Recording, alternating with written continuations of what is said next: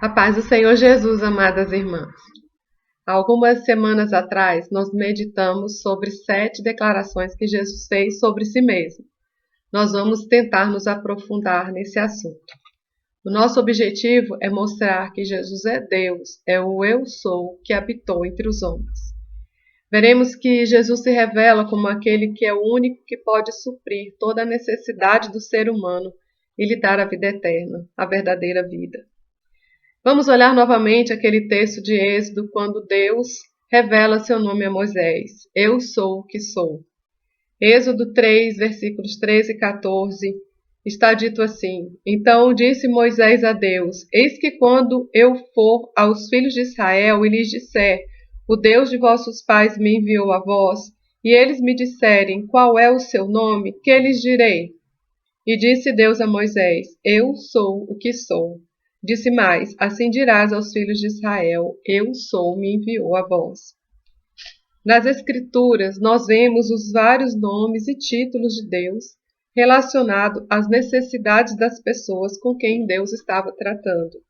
Alguns exemplos desses nomes e títulos: O Senhor é o Deus provedor, o Senhor é a minha bandeira, o Senhor é paz, o Senhor é justiça nossa, o Senhor dos exércitos. Todos esses nomes ou títulos e outros que vão surgindo no decorrer das páginas das Escrituras, eles vêm para socorrer as necessidades do seu povo. Assim Deus vai se revelando, se dando a conhecer ao seu povo. Então, quando Deus se intitula Eu Sou, este título abrange todos os demais títulos e todas as necessidades humanas. Nas palavras de Mackintosh, em seu comentário sobre o livro de Êxodo, ele diz assim, esse autor, nosso irmão em Cristo: Ao assumir esse título, Eu Sou, o Senhor dava ao seu povo um cheque em branco, que podia comportar qualquer quantia. Ele chama-se Eu Sou, e a fé tem somente que pedir tudo aquilo que precisa, valendo-se deste nome inefavelmente precioso. Deus é o único algarismo a que a necessidade humana só tem que acrescentar os zeros. Se queremos vida, Cristo diz: Eu sou a vida. Se é justiça que necessitamos, Ele é o Senhor justiça nossa. Se queremos paz, Ele é a nossa paz. Se ansiamos por sabedoria e santificação e redenção, Ele, Cristo, foi para nós feito por Deus todas essas coisas. Numa palavra, temos de percorrer a vasta extensão das necessidades humanas para formar um conceito justo da espantosa profundidade e âmbito desse nome adorável, Eu Sou. Esse mesmo autor ainda acrescenta: com o nome Eu Sou existe uma tal altura, uma largura, profundidade e comprimento que excedem todo o entendimento humano. Então, qual é a sua necessidade, minha irmã? Qual é a minha necessidade? Estamos precisando de consolo? Deus é o Deus de toda consolação. Estamos precisando de cuidados? O Senhor Jesus é o bom pastor. Estamos precisando de alguém que nos defenda? Deus é o Senhor dos exércitos. Então, para entendermos melhor, vamos analisar um dos títulos de Deus no Velho Testamento. Deus Altíssimo, possuidor dos céus e da terra. Abraão, num determinado momento, teve de socorrer seu sobrinho Ló, que tinha sido levado preso por reis inimigos dos reis de Sodoma e Gomorra. Quando Abraão estava voltando vitorioso, trazendo seu sobrinho Ló, Melquisedeque lhe sai ao encontro e lhe diz assim: Bendito seja Abraão pelo Deus Altíssimo, o possuidor dos céus e da terra. E por que foi importante esse título de Deus naquele momento na vida de Abraão? Porque logo em seguida Abraão recebeu uma proposta do rei de Sodoma, que ele disse: Dá-me a minhas pessoas e os bens toma para ti. Podemos dizer que o rei de Sodoma é um tipo do diabo. Qual é o seu interesse? É trazer as pessoas para si, para destruí-las. No caso do rei de Sodoma, quem sabe seu interesse não era até abusar sexualmente daquelas pessoas, como vemos nas páginas do livro de Gênesis mais adiante, que essa era a prática dos habitantes daquela cidade. Eles eram tão terríveis pecadores contra Deus, que Deus derramou seu juízo sobre eles. Então, para que Abraão não fosse tentado a receber bens materiais do rei de Sodoma, Deus se apresentou a ele como o Deus Altíssimo, o possuidor dos céus e da terra. Então Abraão deu a seguinte resposta ao rei de Sodoma: Levantei minha mão ao Senhor, o Deus Altíssimo, possuidor dos céus e da terra, jurando que desde um fio até a correia de um sapato não tomarei coisa alguma de tudo que é teu, para que não digas eu enriqueci a Abraão. Quantos têm sido seduzidos pelo príncipe deste mundo, abrindo mão daquilo que é justo e reto com o fim de obter riquezas materiais? Infelizmente, vemos isso acontecer até no próprio meio cristão. Contudo, se conhecemos Deus como o Deus Altíssimo, possuidor dos céus e da terra, sabemos que tudo pertence ao nosso Pai Celestial e somos seus filhos. Devemos receber a provisão, o nosso sustento material apenas de Deus, de forma lícita e correta, da forma que lhe agrade. Deus é quem dá o nosso sustento, o nosso ganho, seja pouco ou muito. E ficamos satisfeitos com isso, porque sabemos que o nosso Pai Celestial é o possuidor dos céus e da terra e nos suprirá em toda a nossa necessidade.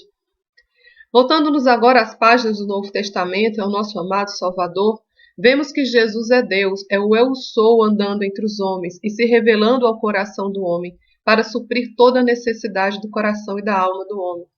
E Jesus claramente usa este nome, Eu Sou, referindo a si mesmo. Vejamos uma parte do diálogo de Jesus com os judeus. Isso está registrado em João 8, versículos 56 a 59. Nesse diálogo, Jesus fala assim: Abraão, vosso pai, alegrou-se por ver o meu dia, viu e regozijou-se. Perguntaram-lhe, pois, os judeus: ainda não tens 50 anos e viste Abraão? Respondeu-lhe Jesus: em verdade vos digo, antes que Abraão existisse, eu sou. Então pegaram em pedras para atirarem nele, mas Jesus se ocultou e saiu do templo. Jesus fala aos judeus de forma muito clara e usa o mesmo nome com o qual Deus se revelara a Moisés. Antes que Abraão existisse, eu sou. Antes de Abraão vir a este mundo, Jesus já existia, porque ele é o eu sou. Então, com toda essa autoridade de quem é Deus, de quem é o eu sou, de quem é um com o Pai, Jesus fez aquelas declarações que nós vimos em mensagens anteriores. Eu sou o pão da vida, eu sou a luz do mundo, eu sou a porta das ovelhas, eu sou o bom pastor, eu sou a ressurreição e a vida, eu sou o caminho, a verdade e a vida, eu sou a videira verdadeira, eu sou o alfa e o ômega, eu sou a resplandecente estrela da manhã. Além disso, sabemos que Jesus é a água da vida, Jesus é o Messias, o Cristo, Jesus é a sabedoria de Deus. Enfim, há muito em Jesus para ser conhecido e amado. Vamos meditar um pouco mais sobre uma das declarações de Jesus sobre si mesmo, lembrando-nos sempre de que ele é o Eu Sou. Vamos falar de Jesus como o pão da vida. No capítulo 6 do seu Evangelho, João narra um dos milagres, um dos sinais que Jesus operou. A multiplicação de pães e peixes, 5 pães e peixinhos, e alimentou 5.000 homens. Claramente, Jesus tinha um objetivo ao ensinar ao seu povo verdades espirituais. Jesus tinha um objetivo com esse sinal para ensinar verdades espirituais ao seu povo. Então, Jesus estava com seus discípulos do outro lado do Mar da Galileia. Uma grande multidão seguia Jesus por causa dos milagres que ele operava, especialmente sobre os enfermos. Vendo então Jesus que uma multidão vinha ter com ele e compadecido dela, Jesus pergunta a Filipe: onde compraremos pão para estes comerem? Filipe responde dizendo que seria necessário uma grande quantia de dinheiro para comprar pão para alimentar todos ali. André descobre que estava ali um rapaz que tinha 5 pães de cevada e 2 peixinhos. Mas o que era aquilo para alimentar tantas pessoas? Jesus então manda que as pessoas ali se assentem na relva e eram 5.000 homens. Nessa contagem não estavam incluídas as mulheres, as crianças nem os adolescentes. Jesus então realiza a primeira multiplicação dos pães e todos ali ficam saciados e ainda sobram 12 cestos cheios de pedaços de pão. Está escrito assim, isso no capítulo 6 de João. Agora eu vou fazer referência aos versículos sempre desse capítulo 6 de João. Versículo 13. Recolheram, pois, encheram 12 cestos cheios de pedaços do que sobrou do que haviam comido. Vendo aqueles homens o milagre que Jesus tinha feito, diziam: este é verdadeiramente o profeta que devia vir ao mundo. Sabendo, pois, Jesus que haviam de vir arrebatá-lo para o fazerem rei, tornou a retirar-se, ele só, para o monte. Diante desse extraordinário milagre, a multidão queria tomar Jesus e fazê-lo rei, mas Jesus sabia que não era o propósito de Deus para aquele momento da sua vida, então ele se retira e vai sozinho para o monte. Como já era tarde, os discípulos atravessam o mar da Galileia e se dirigem a Cafarnaum. A multidão busca Jesus, atravessa também o mar da Galileia e vai ao encontro de Jesus em Cafarnaum, isso no dia seguinte. Agora nós vamos meditar um pouco sobre o diálogo de Jesus com a multidão. Jesus sabia o que havia no coração daquelas pessoas e agora Jesus quer se revelar a aquelas pessoas e também a nós como o pão da vida. Então Jesus fala com eles: na verdade, vocês me buscam não pelos sinais que vocês viram, mas porque vocês comeram do pão e se saciaram. Isso versículo 26 e o 27. Jesus diz assim: trabalhai não pela comida que perece, mas pela que subsiste para a vida eterna, a qual o Filho do Homem vos dará, porque Deus, o Pai, o confirmou com o seu selo. Aquele povo estava buscando Jesus porque tinha saciado a sua fome física. Não estava ali para adorar a Jesus e ser grato a Ele pelo sinal maravilhoso que Ele tinha operado. Jesus disse: vocês não me buscam pelos sinais para crer que eu fui enviado por Deus, mas porque vocês comeram. Jesus então lhes diz para trabalhar pela comida que subsiste pela vida eterna e não pela comida que perece. Essa lição é também para nós. O nosso esforço deve ser sempre para aquilo que é eterno, que tem valor eterno, que subsiste para sempre. Muitas e muitas vezes perdemos nosso tempo e esforço com coisas passageiras, terrenas e às vezes até coisas que não agradam a Deus. Jesus então fala ainda da comida que subsiste para a vida eterna, que Ele mesmo a dará. Jesus vai introduzindo esse assunto sobre o pão da vida, que mais adiante ele vai declarar-se a si mesmo como o pão da vida. E ele diz que Deus, o Pai, aprovou esse alimento dado por ele, pelo Filho do Homem. Deus atestou esse alimento como verdadeiro. Muitas vezes nós procuramos nos produtos que compramos o selo de aprovação das nossas autoridades. E quando vemos esse selo, ficamos mais seguros de que o produto foi inspecionado, foi testado e está aprovado. Deus, o Pai, atestou, aprovou esse alimento verdadeiro fornecido pelo Filho do Homem. O Senhor vai assim mostrando: olha, ele vai se declarar depois que eu sou o alimento, mas ele fala: eu dou a vocês um alimento aprovado pelo Pai, aprovado por Deus. Continuando, versículo 28, disseram-lhe, pois, que fazemos para executarmos as obras de Deus? Jesus respondeu e disse-lhes: a obra de Deus é esta, que criaste naquele que ele enviou. É muito interessante essa pergunta que a multidão faz a Jesus. A multidão pergunta: que faremos para executarmos as obras de Deus? Se alguém nos perguntasse isso, o que será que nós responderíamos? Será se diríamos que devemos ser bonzinhos, ajudar os necessitados, perdoar os que nos ofendem? Qual foi a resposta de Jesus? A obra de Deus é esta, que criaste naquele que ele enviou. Jesus respondeu no singular: a obra de Deus é crer que Jesus foi enviado por Deus. Esse é o início da vida cristã. Não adianta alguém querer executar qualquer outra coisa, dar esmolas, ser bonzinho, perdoar, se não crer que Jesus foi enviado por Deus. A verdadeira obra de Deus é crer naquele que ele enviou, Jesus Cristo. E o que dizer das boas obras? As boas obras são decorrentes da salvação em Cristo, como está escrito em Efésios, capítulo 2, versículo 10. Pois somos feitura dele, criados em Cristo Jesus para boas obras, as quais Deus de antemão preparou para que andássemos nelas. Tudo então está ligado a Cristo. Deus preparou tudo para nós em Cristo. Disseram-lhe, pois, que sinal fazes tu para que o vejamos e creiamos em ti? Que operas tu? Isso versículo 30 do capítulo 6 de João. A multidão continua: nossos pais comeram maná no deserto, como está escrito, deu-lhes a comer o pão do céu. Jesus havia operado um grande sinal entre eles, além de curar os enfermos, e eles ainda estavam pedindo sinal para Jesus. De fato, o coração deles estava muito endurecido. O maná foi um milagre que Deus operou todos os dias durante a caminhada do povo de Israel ali no deserto. Foi algo notável. E o maná, como alimento, era um tipo de Cristo, o verdadeiro alimento. No entanto, o próprio maná, depois de um tempo, se deteriorava. E também os que comeram do maná morreram, como morrem todos os homens. Disse-lhe, pois, Jesus, versículo 32, na verdade vos digo, Moisés não vos deu o pão do céu, mas meu Pai vos dá o verdadeiro pão do céu, porque o pão de Deus é aquele que desce do céu e dá vida ao mundo. Disseram-lhe, pois, dá-nos, Senhor, dá-nos sempre desse pão. E Jesus então declara, eu sou o pão da vida. Aquele que vem a mim não terá fome, e quem crê em mim nunca terá sede. Mas já vos disse que vós também me vistes e contudo não credes. Jesus agora fala do verdadeiro pão dado pelo Pai, o pão verdadeiro que desce do céu, que veio do céu, é o próprio Senhor Jesus. Jesus diz, a multidão agora então fica interessada naquele pão que dá vida ao mundo. Então Jesus se declara abertamente, eu sou o pão da vida. Aquele que vem a mim não terá fome, quem crê em mim não terá sede. O pão do qual nos alimentamos, diariamente, nos mantém vivos, com saúde. Se não comermos, ficamos fracos. Contudo, mesmo que nos alimentemos da melhor forma possível, que façamos uma alimentação muito balanceada, um dia todos morreremos.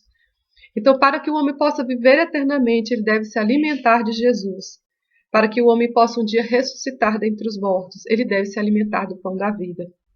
E além disso, a fome e a sede espiritual que todo homem sente, o vazio da alma, a falta de sentido para a vida, são somente satisfeitos em Jesus Cristo. Jesus sacia a nossa fome e descedenta a nossa sede espiritual. E o próprio Jesus aqui faz uma linda promessa de que aquele que vem a ele, quem crer nele, não terá fome nem sede. Com relação àquela multidão, Jesus sabia que mesmo depois de ter feito aquele milagre da multiplicação dos pães, eles ainda não acreditavam nele. Não reconheciam que ele era o enviado de Deus, que ele mesmo era Deus. Versículo 41. Murmuraram, pois, os judeus, porque ele dissera, eu sou o pão que desceu do céu. E diziam, não é este Jesus, o filho de José, cujo pai e mãe nós conhecemos? Como, pois, diz, desci do céu? Os judeus estavam indignados com as palavras de Jesus. Mas Jesus continua o ensino. Daqui em diante, Jesus vai falar com mais profundidade. Versículo 47. Na verdade vos digo que aquele que crê em mim tem a vida eterna. Eu sou o pão da vida. Vossos pais comeram maná no deserto e morreram. Este é o pão que desce do céu, para que o que dele comer não morra. Eu sou o pão vivo que desceu do céu. Se alguém comer deste pão, viverá para sempre. E o pão que eu der é a minha carne, que eu darei pela vida do mundo. Disputavam, pois, os judeus entre si, dizendo, como pode nos dar a comer a sua carne? Os judeus ficaram muito chocados com esta palavra que Jesus disse, de que daria a sua carne a comer. Eles entenderam isso de uma forma material, mas as palavras de Cristo são espírito e vida. As falas de Jesus são espirituais e devem assim ser entendidas. A carne de Jesus é a sua própria vida. Ele deu a sua própria vida. E a vida de Cristo é o nosso alimento. Tudo o que Jesus é nos alimenta. Tudo o que Jesus viveu é o nosso alimento. Tudo o que Jesus ensinou é o nosso alimento. Continuando, versículo 53. Jesus continua dizendo, na verdade vos digo que se não comerdes a carne do Filho do Homem e não beberdes o seu sangue, não tereis vida em vós mesmos. Quem come a minha carne e bebe o meu sangue tem a vida eterna, e eu ressuscitarei no último dia. Porque a minha carne verdadeiramente é comida e o meu sangue verdadeiramente é bebida. Jesus é o nosso alimento, sua carne, seu sangue. Que o Espírito Santo possa nos fazer entender com profundidade o significado dessas palavras do Senhor Jesus. Eu tenho entendido da seguinte forma: comer a carne e beber o sangue de Cristo. Jesus viveu aqui entre nós como homem, em carne semelhante à nossa, e nessa carne ele sofreu, se alegrou, renunciou à sua própria vontade para fazer a vontade de Deus. Nós vamos então estudar, saber tudo a seu respeito, pelo testemunho deixado nas Escrituras, pelas profecias a respeito deles que foram anunciadas e cumpridas, em toda a palavra de Deus. Vamos tentar ao máximo assimilar os seus ensinos, seguir os seus passos, viver tudo isso nesta vida. Quando comemos qualquer alimento, depois de processado, esse alimento é incorporado ao nosso corpo, de modo que quando olhamos para o nosso braço, não vemos ali um pedaço de batata, de cenoura, de frango, mas vemos a nossa própria pele nutrida. Assim também com respeito a Cristo, incorporamos os seus ensinos, seguimos os seus passos. Agora estamos intimamente ligados a Jesus. As suas palavras agora estão gravadas no nosso coração pelo seu Espírito Santo. Também a nossa mente agora passa a ser a mente de Cristo. Passamos a pensar como Ele, a ver como Ele, a entender como Ele. A palavra diz que até dos sofrimentos de Cristo somos feitos participantes. Sofremos porque vemos tantas injustiças, sofremos porque somos perseguidos por sermos seus seguidores e tantos outros sofrimentos legítimos que passamos como filhos de Deus. É claro que não sofremos para pagar o preço da nossa redenção. Esse sofrimento coube somente ao Senhor Jesus. Para exemplificarmos, no Sermão da Montanha, o Senhor Jesus disse que bem-aventurados são os pacificadores, porque serão chamados filhos de Deus.